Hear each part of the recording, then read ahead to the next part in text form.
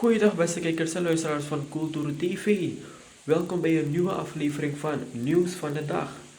Vandaag is zondag 22 maart 2026. Mijn naam is Ayush Gurdial, uw verslaggever voor vandaag. Politie houdt man aan voor smokkel van illegale diesel uit Guyana. De politie in Suriname heeft zaterdag een 31-jarige man aangehouden op verdenking van het smokkelen van diesel vanuit Guyana. De aanhouding volgde op een gerichte melding over een verdachte pick-up die mogelijk illegale brandstof vervoerde. Het regiobijstandteam West trof het voertuig aan op de inrit van een woning aan de Delhiweg. In de laadbak van de witgelakte container pick-up ontdekten agenten 3 grote vaten met in totaal ongeveer 3000 liter diesel.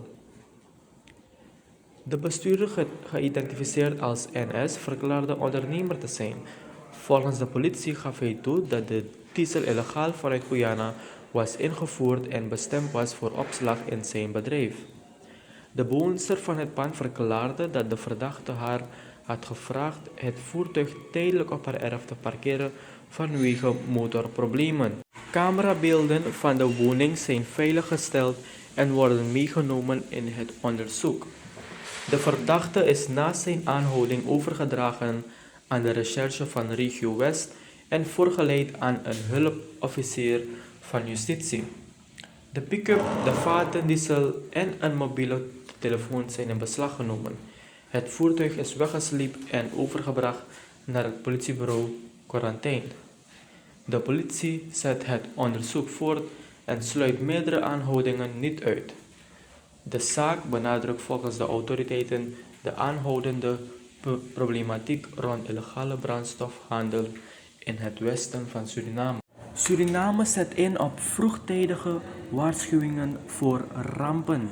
Een delegatie van het Nationaal Coördinatiecentrum voor Rampenbeheersing heeft samen met een vertegenwoordiger van de United Nations Office for Disaster Risk Reduction overleg gevoerd met Ashwin Adin, voorzitter van de Nationale Assemblée.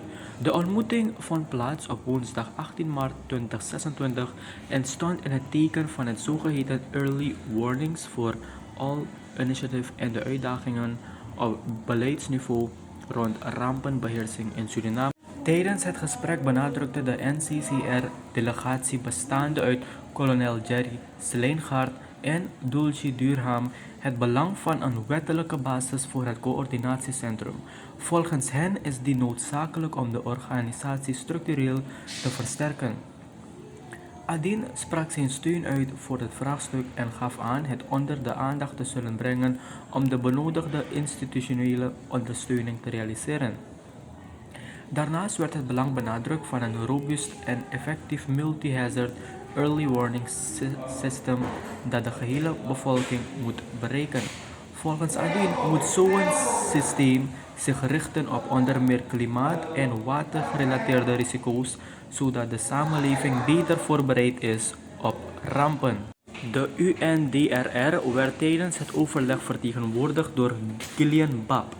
Het EW4ALL-initiatief in Suriname wordt gefinancierd via het UE Cares project en uitgevoerd in samenwerking met meerdere internationale organisaties, waaronder de UNDRR, de World Meteorological Organization, de International Telecommunication Union en de International Federation of Red Cross and Red Crescent Societies. De ontmoeting wordt gezien als een belangrijke stap in het versterken van de nationale veerkracht en de samenwerking op het gebied van vroegtijdige waarschuwingssystemen. Nieuwe commissie moet eerlijk toekenning van medailles waarborgen. Minister Harish Monerat van Justitie en Politie heeft donderdag een aanbestedingscommissie geïnstalleerd. De installatie vond plaats op 19 maart 2026 in de vergaderzaal van het ministerie in Suriname. In de commissie zitten afgevaardigden van verschillende korpsen binnen Juspol, aangevuld met burgerpersoneel van het ministerie. De commissie krijgt als taak om op een zorgvuldige en transparante manier voordrachten te doen voor het toekennen van medailles aan jubilarissen. functionarissen die in rang stijgen en gepensioneerden. Volgens Monorat moet de commissie werken op basis van duidelijke criteria en zonder voorkeursbehandeling. De bewindsman benadrukte dat het orgaan geen onderhandelingscommissie is, noch voor het ministerie, noch voor de president. De commissie moet daarnaast toezien op de kwaliteit van producten en de betrouwbaarheid van aanbieders en hierover advies uitbrengen. Daarmee krijgt het orgaan ook een rol in het bewaken van zorgvuldige aanbestedingsprocedures. De minister gaf aan dat integriteit, betrouwbaarheid en zorgvuldigheid centraal staan in het werk van de commissie. De instelling ervan moet volgens hem een duidelijk signaal afgeven dat het ministerie grote waarde hecht aan een eerlijke en rechtvaardige toekenning van onderscheidingen. Na de bekendmaking van de leden werden zij gefeliciteerd door aanwezige korpshoofden en commandanten van de verschillende diensten binnen Juspol, waaronder Melvin Pinas, Joyce Panay Alfaisi, Imraj Edam en Guillaume Color. De aanbestedingscommissie bestaat uit vertegenwoordigers van verschillende korpsen en bonden. Vanuit het Korps Politie Suriname, de Beveiligings- en Bijstanddienst, de brandweer en het Korps Penitentiaire ambtenaren zijn leden afgevaardigd. Ook medewerkers van het ministerie zelf maken deel uit van de commissie. VS stelt ruim $740.000 beschikbaar voor justitie en politie Suriname. Minister Harish Monorat van Justitie en Politie heeft donderdag de tijdelijk zaakgelastigde van de ambassade van de Verenigde Staten in Suriname, Paul Waclavik, ontvangen voor een kennismakingsbezoek en overleg over veiligheidssamenwerking. Tijdens het bezoek werd een belangrijke stap gezet in de voortzetting van de zogeheten Letter of Agreement 2011-1, een overeenkomst tussen Suriname en de Verenigde Staten gericht op narcoticabestrijding en versterking van de rechtshandhaving. De overeenkomst, die dateert uit 2011, wordt nu uitgebreid en verlengd. Bij de ondertekening maakten de Verenigde Staten bekend een bedrag van $740.500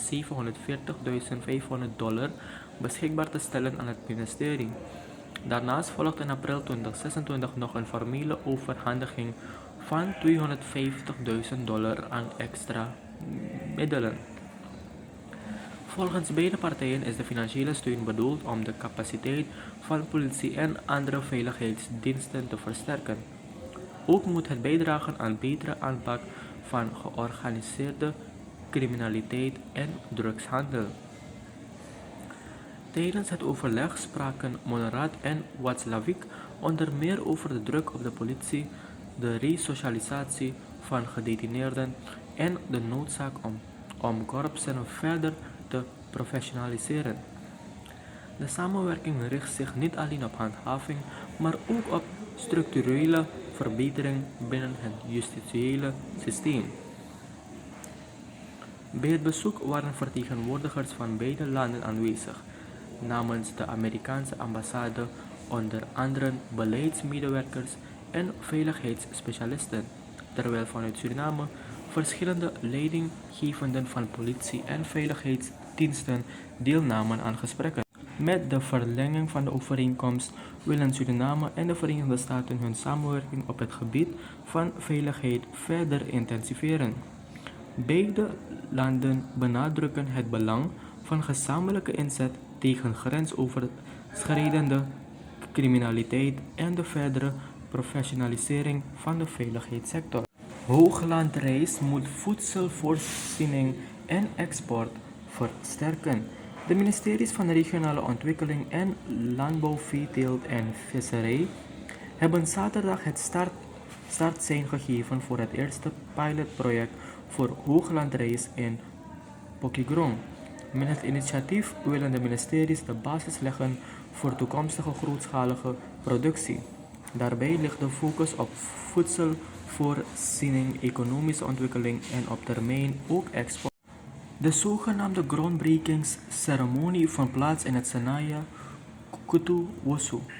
Tijdens de bijeenkomst werd het belang benadrukt van goede begeleiding, voldoende ondersteuning en duidelijke afzetmogelijkheden om het project duurzaam te maken voor de lokale gemeenschap.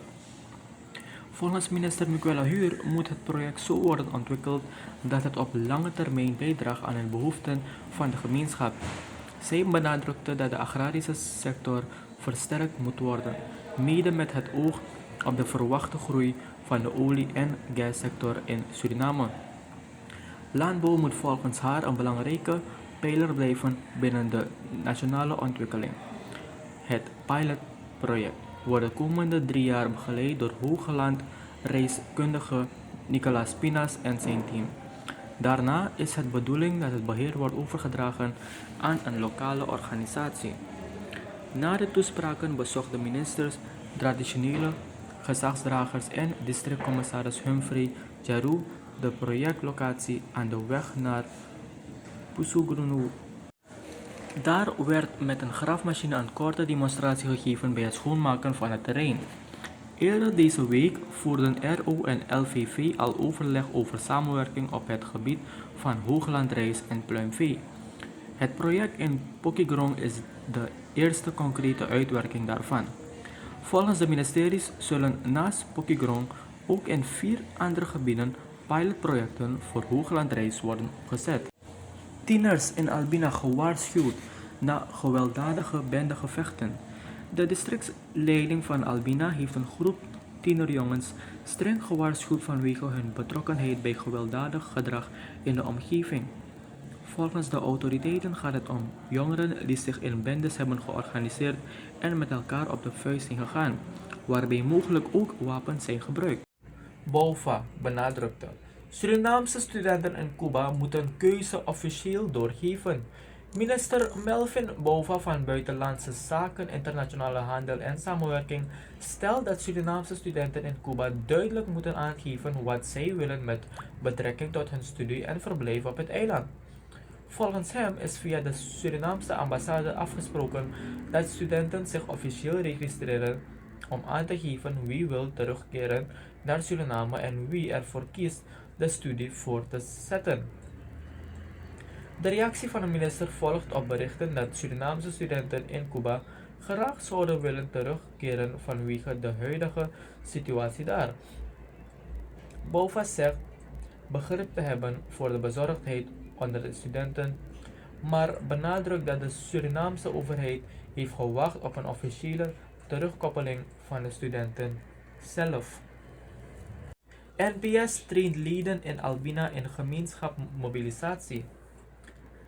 De NPS heeft via haar scholingsinstituut een training vaardigheid gemeenschapsmobilisatie georganiseerd voor de leden van de onderafdeling in Albina, district Marowijne. Met de training wil de partij haar lokale structuren versterken en leden beter voorbereiden op activiteiten binnen hun gemeenschap. De training werd geopend door coördinator van de onderafdeling Albina, Ligia Pinas. Partijleider Gregory Rusland gaf aan dat de partij zich blijft inzetten voor de ondersteuning van afdelingen en onderafdelingen, onder meer door middel van trainingen en scholing. Hij sprak de hoop uit dat deelnemers met opgedane kennis beter in staat zullen zijn om activiteiten en projecten binnen hun gemeenschap te organiseren. Daarbij herhaalde hij de boodschap van de partij: we blijven op een jong passie, op weg naar 2030. Forwards deelt klap uit aan Transvaal. Forwards heeft zaterdag in de Suriname Major League een belangrijke overwinning geboekt op Transvaal. In het Franklin Essence Stadion werd het 3-1 voor Fori na een 1-1 ruststand. De wedstrijd kende een vliegende start. Al na 3 minuten kwam Forwards op voorsprong. Doelman Geraino Dap veroorzaakte een strafschop nadat hij Culiano Stedenburg in het strafschopgebied onderuit haalde. Joel Pengel bleef cool vanaf 11 meter en schoot de penalty overtuigende binnen. 1-0. Transvaal wist echter snel terug te komen in de wedstrijd. Met hulp van Rafik Been van Forwards, die ongelukkig in eigen doel werkte, werd de stand weer in evenwicht gebracht. Naarmate de eerste helft vorderde, werd het